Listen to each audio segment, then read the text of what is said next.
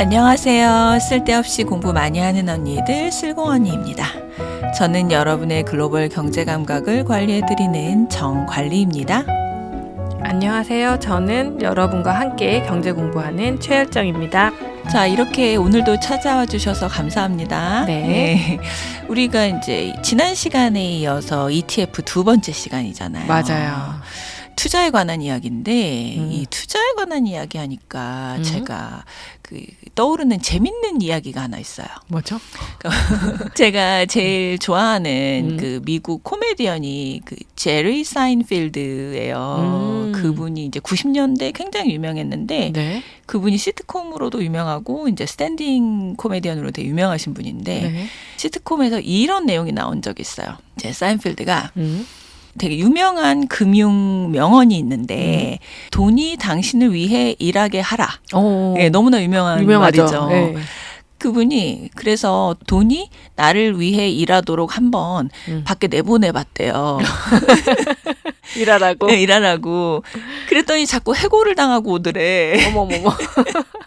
그래서 자기는 자꾸 해고를 당하니까 나는 내 돈을 그냥 집에서 쉬라고 하기로 했다. 아. 갑자기 그 얘기가 생각나더라고요. 아니, 돈을 일하게 하라라는 게 예. 요즘은 굉장히 유명한 말이지만 예. 90년대에 그런 농담을 하셨다니까 예, 그쵸. 놀랍네요. 그래서 이제 우리의 돈이 밖에 나가서 해고당하지 않도록. 그치. 그죠. 우리 한번 ETF 두 번째 시간 네. 예, 함께 주의 깊게 잘 들어보기로 해요. 알겠습니다. 네. 지난 시간에 이제 ETF 투자를 위한 배경 지식을 우리가 같이 공부를 했었죠. 네.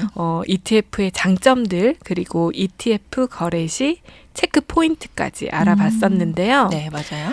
오늘은 이제 예고해드린 대로 ETF 투자 대상, 즉 네. 상품 종류를 좀 공부해 볼까 하거든요. 네. 본격적인 ETF 쇼핑을 시작할 준비 되셨죠? 아, 왜 쇼핑이라니까 왠지 설레네요. 그렇죠. 네. ETF 매매 방식은 주식 거래와 동일하다라고 지난 시간에 말씀을 드렸잖아요. 네. 그러니까 ETF 투자를 위해서는 증권사의 주식 계좌를 가지고 계셔야 하고요. 주식 계좌가 있으신 분들이라면 이제 네. 나도 ETF를 살 수 있다. 네. 이렇게 생각하시고 네. 증권사 HTS나 MTS에 접속을 하게 되는데요. 네. ETF 너무 좋은 상품이라고 하고 또 네. 거래도 쉽다고 해서 네. 호기롭게 도전을 해보는데 네. 막상 또 증권 매매창을 열고 보면 네. 어떤 ETF를 살지 막막하잖아요. 맞아요. 그리고 증권 매매 창 자체도 초보들한테는 어려워. 사용 그쵸? 방법 자체가. 네, 너무 낯설죠. 그쵸. 주식은 그래도 삼성전자, 현대차 뭐 이런 기업명들이 그대로 종목명이니까 낯설지가 않은데요. 그렇죠. ETF 종목명은 뭐라고 검색해야 할지 처음에는 어려울 수 있거든요. 맞아요. 그러니 우리가 증권사 앱에서 ETF를 검색하기 전에 네. 어떤 종류의 ETF 상품이 시장에 존재하는지 그것부터 먼저 공부를 해야겠죠. 저는 이제 우선 네이버 금융에 있는 네. ETF 구분을 좀 활용을 해서 ETF 종류를 한번 소개해 보려고 하거든요. 네. 그 네이버 금융에 그러니까 엔페이 증권 홈페이지더라고요. 네. 거기에 들어가시면 제일 상단 탭에서 네. 국내 증시를 선택하시고요. 네. 그리고 왼쪽 메뉴에 보면 네. ETF라는 메뉴가 따로 있어요.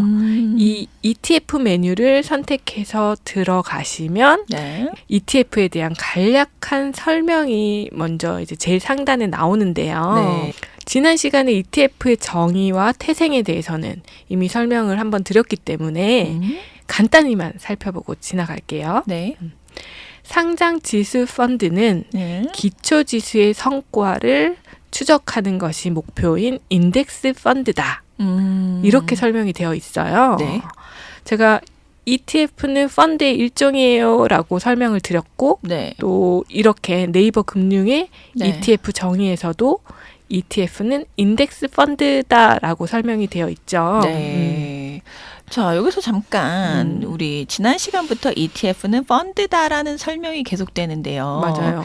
이게 이제 펀드란 말 자체가 이게 뭔가라고 궁금하신 분들도 계실 수 있거든요. 그렇죠. 사실 네. 펀드는 이제 뭉칫돈, 여러 명이 모은 돈을 펀드라고 하기는 맞아요. 하는데, 네.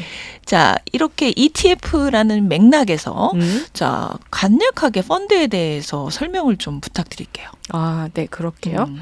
그럼 이제 펀드란 뭔지, 그리고 펀드의 종류는 뭐가 있는지부터 먼저 설명을 좀 해볼게요. 우리가 일반적으로 투자하는 펀드는 네. 자산운용 회사가 투자자에게서 네. 자금을 모아서 네. 그 뭉칫돈을 만드는 거죠. 네. 그리고 이 뭉칫돈을 투자자들을 대신해서 자금을 운용하고 네. 그 운용 결과 남은 수익금을 배부해주는, 나눠주는 그런 금융상품이죠. 그렇죠. 이 펀드를 운영하는 사람을 펀드 매니저라고 하고, 그쵸? 왠지 네. 펀드 매니저하면 뭐 굉장히 막 대단하시고 똑똑한 훌륭하신 분 같이 느껴지는. 맞아요. 네. 펀드 상품은 크게 두 가지 종류로 나눌 수가 있거든요. 바로 액티브 펀드와 패시브 펀드인데요. 맞아요. 액티브 펀드는 언니가 말한 대로 투자 전문가죠. 네. 펀드 매니저의 네. 적극적인 운용으로 시장 수익률보다 높은 수익률을 추구하는 그런 펀드예요. 적극적이다. 그렇죠. 그래서 액티브. 네. 그러다 보니까 이 액티브 펀드에서는 펀드 매니저의 능력이 엄청 중요하겠죠. 맞아요. 그래서 이 훌륭한 펀드 매니저에게 저희가 이제 수수료도 많이 줘야 하는 거고요. 그렇죠. 대신 돈 굴려준 대가죠. 맞아요. 그럼 수익률을 또 많이 받아야겠지. 네. 돈도 많이 줬으니까. 그렇죠. 이론적으로는. 네, 그렇죠. 네. 그리고 반면에 이 패시브 펀드는 말 그대로 소극적으로 펀드를 운용하는 상품이에요. 어떻게 소극적으로 운용하느냐 하면 네. 특정 주가 지수를 구성하는 종목들을 네. 그대로 펀드에 담아서 그 지수 상승률만큼의 수익률을 추구하는 그런 펀드라는 거죠. 이 패시브 펀드가 다른 말로는 인덱스 펀드라고도 불리고요. 아까 그 상장 지수 펀드의 네. 그 정의에도 인덱스 펀드가 나왔죠. 네. 그리고 이 인덱스 펀드를 개별 투자자들이 주식처럼 사고 팔 수 있도록 거래소에 상장시켜 놓은 상품이 바로 ETF인 거죠. 그렇죠. 이 인덱스가 주가 지수 아니에요. 맞아요. 그죠? 네. 그러니까 주가 지수 따라서 이제 그 움직임대로 따라서 수동적으로 운영한다고 해서 패시브 펀드. 그렇죠. 그죠? 맞아요. 이 펀드의 종류를 살펴보니까 펀드와 ETF의 관계가 좀 더 명확하게 이해가 되네요. 그렇죠. 그럼 이제 다시 ETF 종류로 돌아와서요. 네이버 금융의 국내 증시 탭 하단에 ETF 메뉴가 있다고 설명을 드렸고 네. 그 ETF 설명 아래에 보면 ETF 종류가 구분이 되어 있거든요. 네. 그리고 이 종류별로 거래 가능한 ETF 상품의 리스트가 소개가 되고 있어요. 이게 저희가 이제 같이 화면을 보면서 설명을 들으시면 네. 훨씬 이해가 빠르실 텐데 그렇긴 하네요. 저희가 말로만 하다 보니까 기회가 되시면 이 네이버 금융 사이트에 들어가셔서 제가 요 설명한 루트 그대로 한번 따라가 보시면 좀 더 이해가 좀 편하실 거예요. 이 네이버 금융의 구분에 따르면 ETF의 종류에는 국내 시장 지수, 국내 업종 테마, 국내 파생, 해외 주식, 원자재, 채권 이렇게 분류가 되어 있거든요. 모든 것들이 다 ETF로 거래가 되네요. 그렇죠. 모든 어떤 상품들이. 투자 상품들이. 그렇죠. 그리고 참고로 여기 나와 있는 ETF 리스트는 우리가 아까 대분류에서 네. 국내 증시 탭으로 들어갔잖아요. 네. 그러니까 당연히 국내 상장돼 있는 ETF겠죠. 네, 그렇겠죠. 한국 유가증권 시장에 상장된 ETF들이라는 이야기인 거잖아요. 맞아요. 그럼 이제 먼저 국내 시장 지수 ETF부터 살펴볼게요. 네. ETF의 가장 오래되고 가장 대표적인 종류가 바로 이 시장 지수를 추종하는 ETF잖아요. 네. 이 국내 시장 지수 ETF 분류 안에 지금 현재 시총이 가장 큰 상품은 네. 코덱스 200이에요. 그 뒤로는 이제 뭐 타이거 200도 있고 코덱스 200 TR이라는 상품들이 이제 리스트업이 되어 있는데요. 네. 이 코덱스 200은 코스피 200 지수를 추종하는 ETF죠. 코스피 200이라는 코스피 시장을 대표하는 지수를 추종하는 상품이기 때문에 네. 한국의 주식 시장에 투자하고 싶다 하시는 분들은 이 상품을 선택할 가능성이 높겠죠. 네. 참고로 이제 국내 시장 지수에는 코스피 200, 뭐 코스닥 150, MSCI 코리아 인덱스 이런 이제 지수들이 포함이 되어 있는데요. 네. 우리가 오늘 이제 이 지수까지 제가 다 설명을 드리면 시간이 너무 오래 걸리니까 맞아요. 일단은 뭐 한국 시장 지수를 추종하는 ETF 상품들이다라고 이해하고 넘어가시면 될 것 같고요. 네. 그런데 이제 처음에도 말씀드렸지만 ETF들의 종목명이 처음엔 좀 어렵게 느껴질 수 있어요. 맞아요. 예, 많은 분들이 이 이름을 해석하고 외우다가 아, 모르겠다 이러면서 ETF 투자를 포기하시기도 하거든요. 맞아요. 이게 일단은 이 이름이 장벽이 이름이 장벽이에요. 이 이름을 만드는 규칙을 알면 좀 이해가 쉬울 것 같아요. 네. 그래서 이거를 좀 설명을 부탁드려도 될까요? 네, 맞아요. 언니가 이야기했듯이 ETF 종목명을 붙이는 규칙이 있어요. 이 규칙만 이해하면 크게 어렵지 않으니까 잘 들어보세요. 네. 제일 먼저 ETF명 제일 앞에는 네. 자산운용사의 어떤 이름이 붙거든요. 브랜드명이라고 할 수 있어요. 네. 위에서 이제 예로 든 코덱스 200이라는 상품을 소개를 먼저 드리면 이 상품은 삼성 자산운용의 브랜드명인 코덱스가 제일 앞에 온 거고요. 네. 그 뒤에 200은 추종하는 지수명이라고 보면 되거든요. 네. 이 200은 네. 코스피 200 지수를 의미하는 거죠. 네. 그러면 타이거 200은 미래에셋 자산운용의 브랜드명인 타이거가 붙었으니까 미래에셋 자산운용에서 운용하는 코스피 200 지수를 추종하는 ETF다. 그렇죠. 라고 해석하면 되는 거네요. 그렇죠. 그럼 저기서 이제 하나 더 나왔잖아요. 코덱스 200 TR이라는 네. 상품도 나왔잖아요. 네. 요건 뭐냐 하면 네. 지난 시간에 제가 토탈 리턴을 설명을 드렸는데요. 네. 다시 한 번만 간단히 설명을 드리면 ETF에서 발생하는 수익을 투자자에게 돌려주는 게 이제 분배금이라고 하는 건데 네. 이 분배금을 투자자 통장에 입금해 주는 게 아니라 재투자해 주는 상품을 토탈 리턴이라고 설명을 드렸잖아요.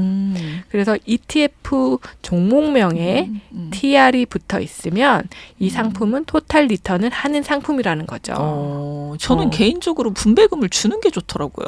그래요?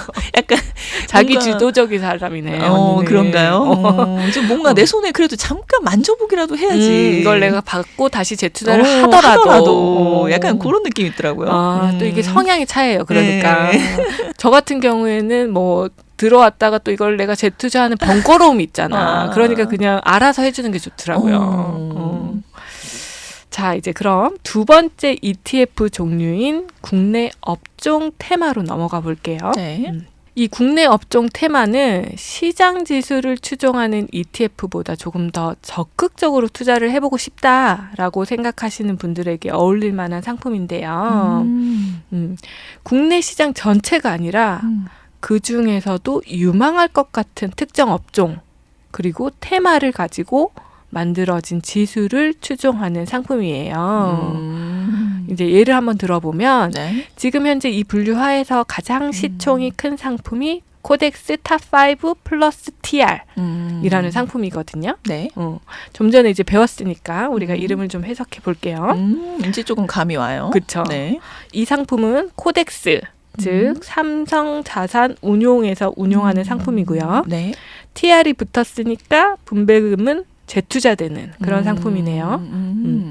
그리고 탑5 플러스라는 지수를 추종하는 것 같은데요. 네. 상세 설명을 찾아보니까 기초 지수가 FN 가이드 탑5 플러스 토탈 리턴 지수를 추정하고 있더라고요. 아, 그렇군요. 그리고 이 ETF의 포트폴리오 구성 종목을 보니까 SK 하이닉스, 삼성전자, 현대차, 기아차, 네이버 같은 기업들이 포함이 되어 있고요. 네. 그러니까 한마디로 이 5기업을 탑5라고 보는 것 같아요. 그러네요. 이런 상품이 또 있었고 다른 하나만 더 국내 업종 테마 ETF를 하나만 더 살펴보면요. 네. 작년에 인기가 엄청났던 상품인데요. 타이거 2차 전지 테마라는 종목이 있었어요. 네네. 지금도 있고요. 이 상품은 미래에셋 자산 운용에서 운용하고 2차 전지 업종에 투자를 하는 상품이구나. 이제 종목명만 봐도 알 수가 있잖아요. 그러네요. 그런데 이런 이제 업종 테마 ETF는 네. 좀 주의해야 되는 게 시장 지수 추종 ETF보다 수익률의 변동성도 조금 크고 총 보수도 살짝 높아요. 그렇겠죠. 아무래도 좀 신경을 더 써야 되니까. 그쵸. 한 분야에 집중해서. 맞아요. 자, 지난 시간에 ETF는 시장 수익률을 초과해서 수익을 기대하기는 좀 어렵다. 그렇죠. 라는 게 단점일 수 있다라고 하셨는데 맞아요. 이를 보완하기 위해서 나온 상품들이라고 볼 수 있겠네요. 그렇죠. ETF 투자지만 좀 더 적극적으로 내 자금을 운용하고 싶으신 분들에게 추천할 만한 건데요. 맞아요. 근데 이게 또 재밌는 게 이게 ETF가 어떻게 보면 소극적인 투자인데 그 와중에 사람들의 욕구는 이게 끝이 없어요. 그러네. 그 와중에 조금 더 뭔가 조금만 더 내가 신경을 써보겠다, 수익률을 높여보겠다 이런 것들이 있거든요. 그렇구나. 그러니까 막 그런 거지. 아이스크림이 난 너무 꽝꽝 온 건 싫어. 약간만 맞아. 녹여 먹었으면 좋겠어. 맞아. 뭐 이런 거. 샤베트처럼. 약간 그런 거예요. 그러네. 그래서 그 결과 어떤 상품까지 또 나왔냐면 네. 최근에는 네. 종목명의 그 ETF 종목명인데 네. 여기에 액티브라는 단어를 포함한 어머머. 그런 ETF들이 많이 출시가 되고 있거든요. 어머머. 그래도 되나? 사실 네. 되게 오해를 불러일으킬 수 오해를 있잖아. 불러일으키죠. 네. 그러니까 사실은 ETF가 패시브 펀드인데. 네. 근데 이 종목명에 액티브가 들어가더라고요. 그 액티브를 하면 와 재밌네. 그렇죠. 그래서 이 액티브 펀드는 기초 지수를 70% 정도 추정을 하고요. 나머지 30%는 펀드 매니저 재량으로 운용이 가능하대요. 그럼 이름을 30% 액티브라고 해야지. 정확하게. 그치. 그래야지. 아주 명확한 거 좋아하시는구나. 그래서 이 상품들은 이제 펀드 매니저가 좀 더 적극적으로 포트폴리오를 관리하고 있는 그런 상품이라고 보시면 될 것 같고 네. 그러다 보니까 수수료도 좀 높아지고 변동성도 좀 더 많이 커지고 그치. 그러겠죠. 그러니까 약간 펀드 매니저가 개입하는 부분이 많아질수록 수수료는 커진다. 그렇죠. 그죠? 그러니까. 그러네요. 전문가가 가져가야 되는 포션이 필요하니까요. 그치. 네. 그리고 이제 세 번째 ETF 종류로 넘어가 볼게요. 네.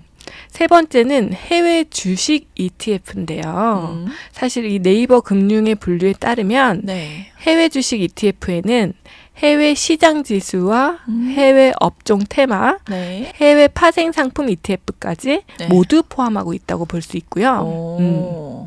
그런데 이제 여기 파생 상품이 나왔으니까 제가 간단하게만 말씀을 드리면 제가 이번 방송에서는 파생 상품 ETF는 별도로 이제 설명은 안 하려고 하거든요. 파생 상품 펀드라고 하면 보통 이제 레버리지나 인버스 상품이 대표적이잖아요. 무서운 것들. 이거 초보는 함부로 도전하면 안 돼요. 그렇죠. 네. 근데 이 ETF에도 레버리지와 인버스 상품이 있어요. 와 재밌다. 그러니까 약간 I형의 사람인데 약간의 E형의 성향을 조금 인해서 약간 이런 애매한. 그러니까 그러네. 이런 상품들이 많더라고요. 막 섞어놨네. 근데 우리가 처음에 이제 ETF를 투자하는 그런 목적 자체가 게으르게 그리고 안전하게 투자를 추구하자고 시작을 한 거잖아요. 그쵸? 안정성을 위해서 ETF를 하는 거잖아요. 수익률을 약간 양보해가면서. 그렇죠. 그런데 굳이 이제 파생 상품 ETF까지 공부하고 투자를 할 필요가 있나? 저는 이제 개인적으로 그런 생각이 들어서 이제 시간도 모자라고 해서 뺐어요. 그래요. 잘하셨네요. 제가 볼 때는 그 ETF 매니아들 약간 이렇게 수집하는 거 좋아하는 사람들 있잖아. 여기까지 해라. 그런 건가 봐. 그래서 그런 매니아 어떤 성향을 가지신 분들이라면 제가 소개드린 책 있잖아요. 네. 그 ETF 투자 무작정 따라하기. 이 책을 좀 보시면 파생 상품 ETF도 좀 자세하게 소개가 되고 있어서 필요하신 분들은 읽어보시면 될 것 같아요. 재밌다. 그렇죠. 새로운 거 많이 알게 되죠. 맞아요. 그 약간 그런 건가? 이렇게 왜 날라리 모범생? 그러니까 예를 들어서 낮에 공부 열심히 하고 밤에는 클럽 가서 춤췄다는 모 연예인처럼 약간 그런 건가? 그러니까 굳이 이제 파생 상품 ETF를 하고 싶은 사람은 그냥 주식을 하거나 이런 변동성을 즐기면 될 것 같은데 ETF에 그런 걸 만들어 놓고 또 이제 투자를 하고 그러시더라고요. 재밌다. 이제 다시 해외 시장 지수 ETF로 좀 돌아와서요. 네. 예시부터 좀 살펴보면 시총이 가장 큰 게 타이거 미국 S&P 500 ETF와 타이거 미국 나스닥 100 ETF가 있어요. 그렇군요. 이 두 상품 모두 다 미래에셋 자산 운용에서 운용하는 상품인데 네. 추종하는 지수가 좀 다르죠. 하나는 S&P 500 지수를 추종을 하고 네. 나머지 하나는 나스닥 100 지수를 추종하는 상품이에요. 이제 우리 쓸공님들 정도라면 이제 S&P 500 지수와 나스닥 100 지수 정도는 알고 계시지 않을까요? 그러길 바라는데요. 아직 모르겠다 하시는 분은 이제 50-1화 주가 지수란 무엇인가? 요거 들어보시면 이제 이해가 가시죠. 네. 그리고 이제 해외 업종 ETF에는 타이거 미국 필라델피아 반도체 나스닥이라는 상품이 인기가 있어요. 이거 저도 가지고 있는 상품이긴 해요. 수익률도 좋고. 이 상품은 미국 내 필라델피아 반도체 지수라는 지수를 추종하는 상품이고요. 대부분이 뭐 인텔, 네. 마이크론, 뭐 마벨 테크놀로지와 같은 미국 반도체 기업들로 포트폴리오가 구성되어 있는 상품이더라고요. 지금 반도체 얘기하시니까 갑자기 이제 불현듯 생각나는 게 엔비디아 주가 계속 오를까 했는데 계속 오르죠. 요즘에 계속 오르고 있어. 잘 됐다. 안 팔았거든. 그러니까 저도요. 뭐 팔 것 없어. 뭐 한두 주 있는 거라서. 뭐. 그치만 어쨌든 보여줍니다. 맞아요. 자, ETF로 돌아와서. 자, 그런데 여기서 주의하셔야 할 점이 열정 씨가 앞에서도 설명을 드렸지만 이 상품들이 미국 지수를 추종을 하는 상품인 거죠. 그렇죠, 맞아요. 그래서 미국 증권 거래소에 상장되어 있는 상품이 아니고 한국 증권 거래소에 상장되어 있는 상품이란 걸 꼭 알아두셔야겠죠. 맞아요.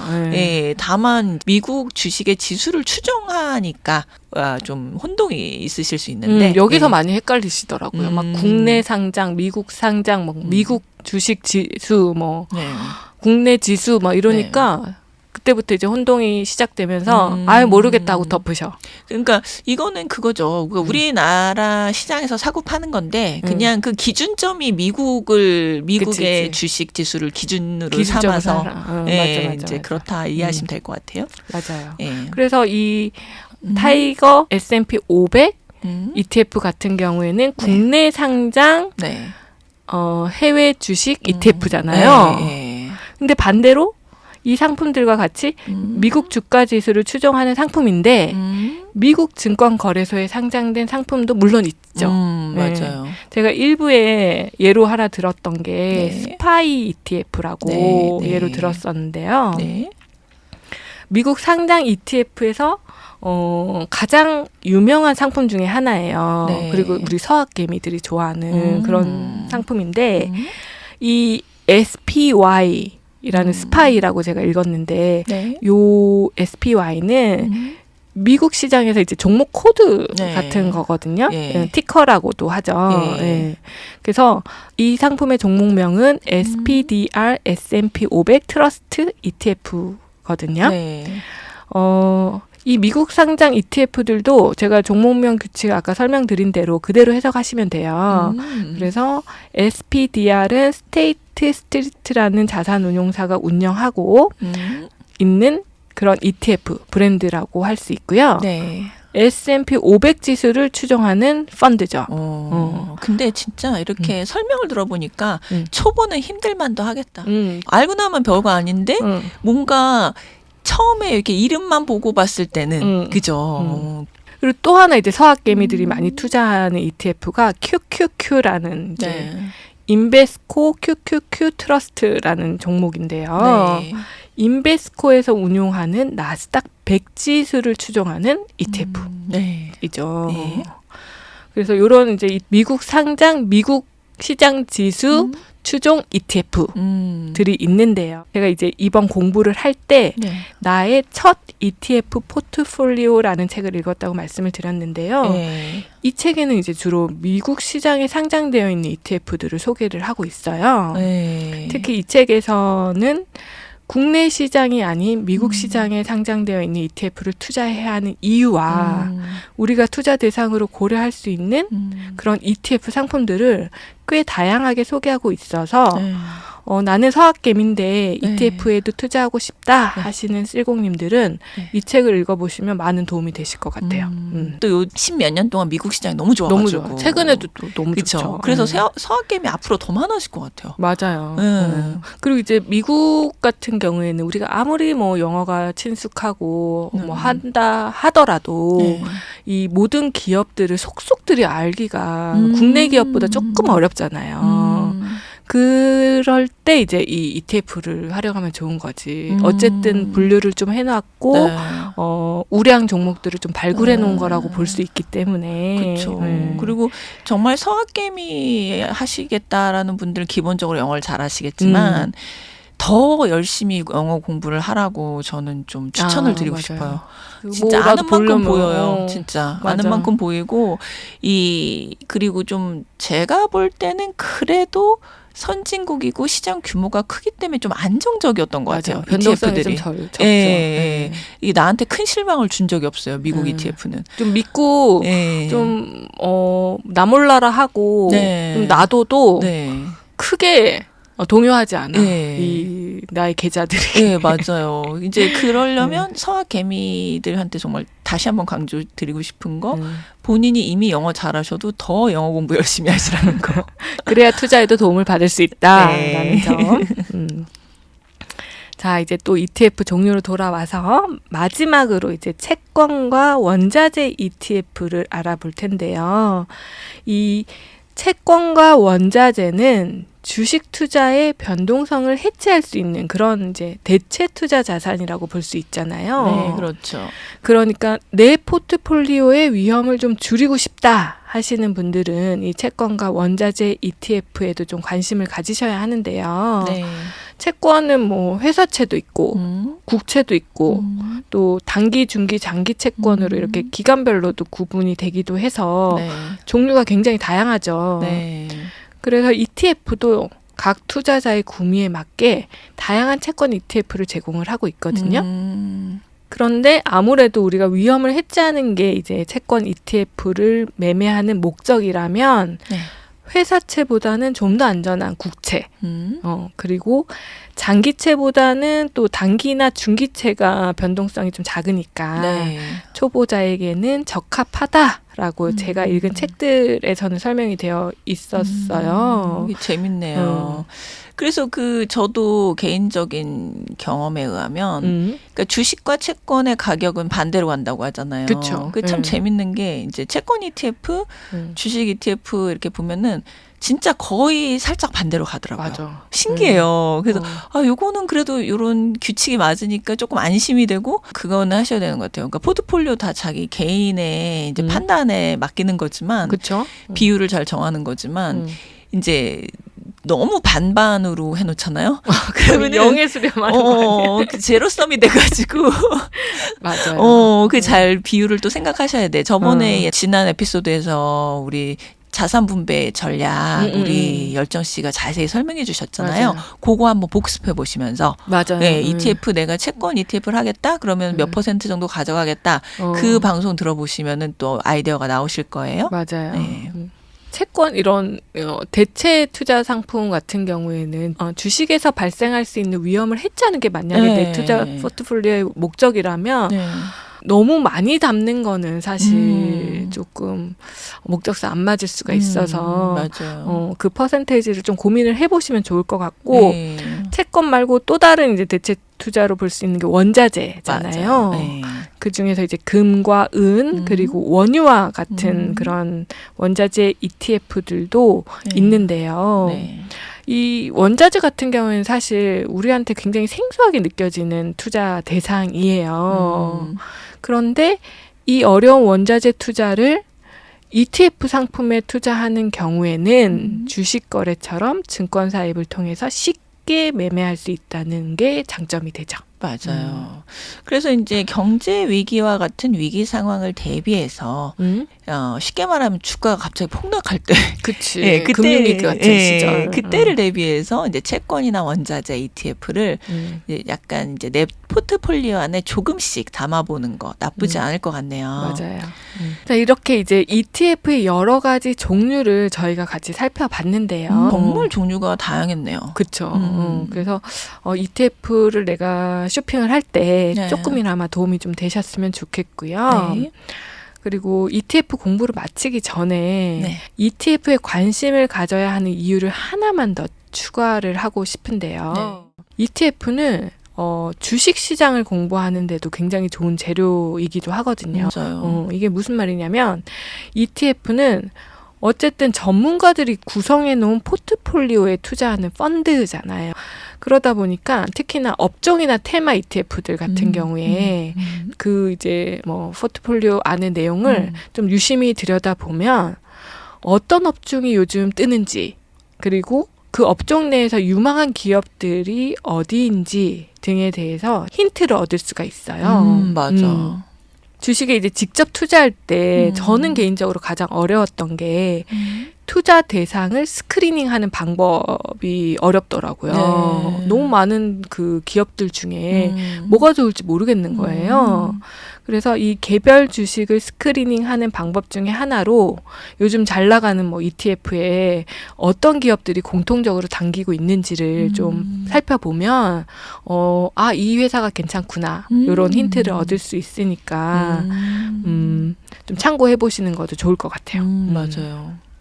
이제 결론적으로 오늘 이제 방송을 쭉 살펴보면 투자를 시작하려는 초급자분들은 이 ETF로 투자를 시작하는 거 너무 추천드리고요. 맞아요.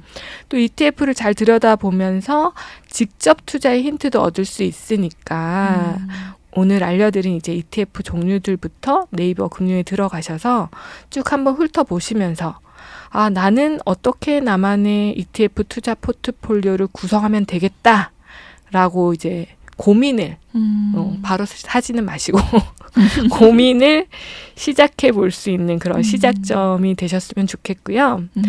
만약 그런 고민을 시작하셨다면 오늘 이제 이번 방송의 목표도 저는 달성했다라고 볼 수 있네요. 그렇군요. 자, 처음부터 너무 무리하지 마시고 맞아요. 일단은 좀 기본인 시장 지수를 추종하는 ETF들로 공부를 좀 시작해 보시는 게 어떨까? 맞아요. 액티브 들어간 거부터 보시지 마시고. 기본부터. 그죠? 맞아요. 자, 추종하고 싶은 시장 지수가 결정되셨다면 네. 1부에서 10정씩 설명드렸던 어떤 자산운용사에서 운용하는지, 상장일은 언제인지, 시가총액과 거래량은 큰지, 보수는 작은지 등등을 차근차근 잘 따져보시는 것도 꼭 잊지 마시고요. 네네. 현명한 ETF 투자자가 되시기를 바라겠습니다. 네. 사실 ETF를 보면 좀 경제의 큰 그림이 좀 보이더라고요. 맞아요. 네. 그러니까 그 움직임이 경제의 흐름이야. 특정 산업이나 특정 기업에 대한 정보보다는 이제 거시경제의 흐름들은 좀 보이는 것 같더라고요. 그래서 참 그냥 경제 공부 어디 학원비 줬다 생각하고 그냥 ETF 사보는 것도 나쁘진 않은 것 같아요. 요즘 미국 지수를 추종하는 그런 ETF랑 뭐 국내 코덱스 200 이런 거 가지고 있으면 요즘 코스피는 안 좋구나. 맞아. S&P는 좋구나. 맞아. 이런 게 막 그냥 비교가 되더라고요. 이게 나라별로도 나와. 맞아요. 요새 인도가 별로네, 일본이 괜찮네, 뭐 이런 게 나와. 그러니까 전체 글로벌 시장의 ETF를 한 주씩만 가지고 있으면 세계의 이제 글로벌 감각이 알아서 체득된다. 맞아요. 자, 이제 쓸공님들 지하철 타고 가시다가 ETF 광고 봐도 그렇게 낯설지 않으시겠죠? 그쵸. 예, 아유, 열정 씨 덕분에 많이 ETF에 익숙해졌습니다. 아, 다행이네요. 네, 감사드리고요. 날씨가 더 더워지는데요. 네. 예, 체력 관리 잘 하시고요. 네. 예, 우리 갓생 사시는 쓸공님들 항상 응원합니다. 네. 예, 다 같이 쓸공합시다.